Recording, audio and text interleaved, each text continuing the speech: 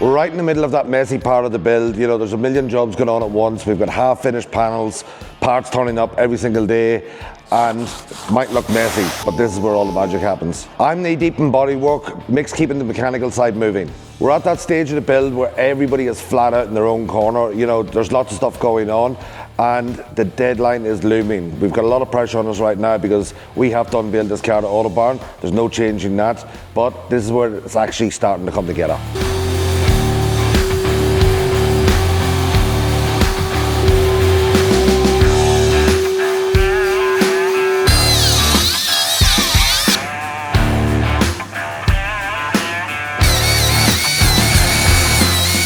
Had to break out the big gun. The little die grinder just wasn't cutting it. So that's where we had to relieve it for the counterweight to the crank to stop. While we're here with the die grinder and making a mess, we've got these spots here that hit the conrod bolts when you're doing a stroker, and sometimes a little bit over here on the back side of the conrod. So what we'll do while we're making a mess with the die grinder is we'll grind them up.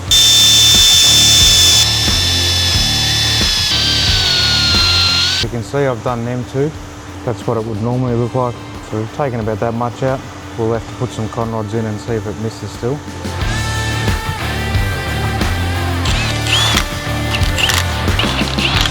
Perfect. Misses everywhere now. As you can see now, it's obviously full of a lot of metal. So what we'll do now is we'll blow it all out and we'll whack it in the spin wash before we dummy it back up again. Okay, let's get this bad boy out of the wash.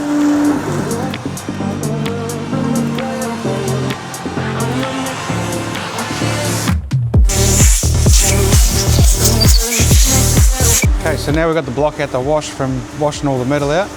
What we're going to do is we're going to sit the crank back in now. We've ground the reliefs for where the counterweights were hitting. We've ground the reliefs where the conrods will hit.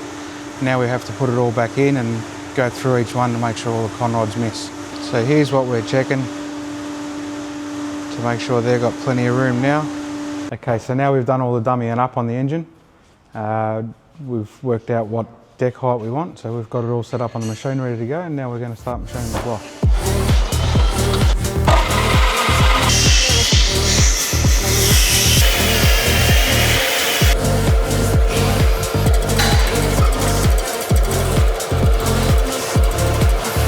That's the RPM of the machine. We've got it set at. So that middle one is how many thou we've actually taken off the block. Okay, so we've got all the machining done to the block now. All we've got to do is we're going to run a chamfering the die grinder around these edges here, and we'll chamfer the bore to be able to get the rings in a bit easier, no sharp edges, and also the sharp edges can create detonation points for melting, and we don't want that.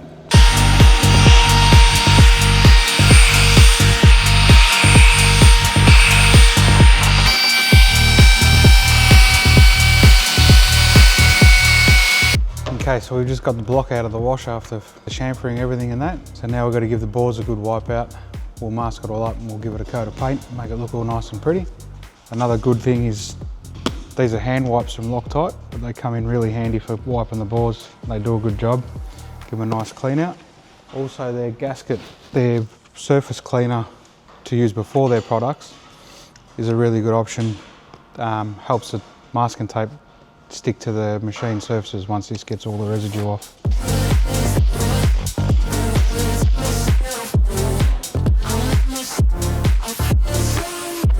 Now it's masking up time.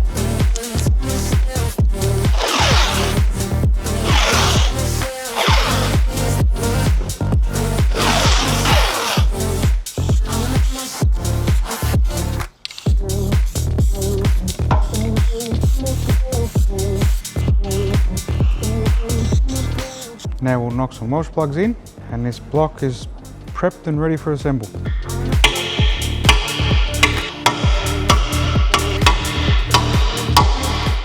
Back here at Resto HQ, the body's almost ready to get a hit of epoxy primer. Just getting the last little bits of cleaning up done and giving it a buzz back and some wire wheeling. Then it'll get sealed up and it'll be heading for bodywork. Sam's been to Autobarn more than a few times, and Not that she needs any excuse to jump in the Mustang and go for a spin, but she's been burning the part flat out and just keeping the supplies going to keep this job moving on. Mick's here getting the diff and suspension sorted out. He's getting a bit of a jump start on it. So we're getting all the bushes pressed in and everything's ready to go. So we can get this car, suspension in, get it rolling and move on to the next stage. All right, so we've got all our suspension parts all painted up, ready to go. We've got to fit all the bushes in them and the diff, so we've got to finish putting the diff together now. What we've done to the diff is it's a 10-bolt Salisbury diff. We've put a 355 diff ratio and a true track center. We've done all new bearings and stuff through the axles and seals. Should be good to go and we'll get it happening.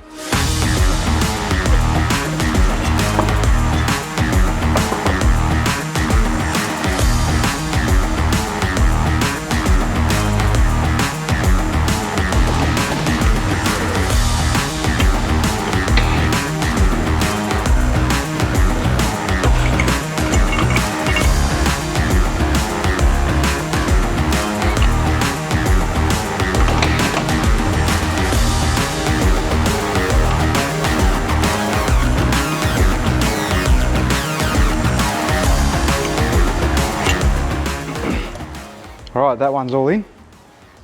Do yourself a favour, if you're at home or any sort of home mechanical work and you want to press bushes in, get yourself one of them Super Pro Tools bush kits. They're amazing, they're really good.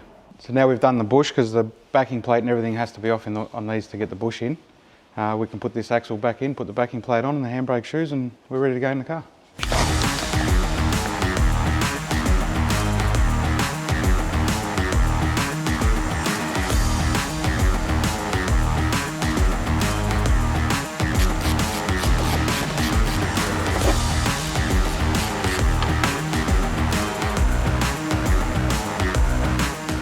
All right, so now the diff's all done, we're going to move on to the upper control arms for the rear. These are the upper control arms. We're just going to put these 4 new bushes in each one, and then we'll go to the lower control arms.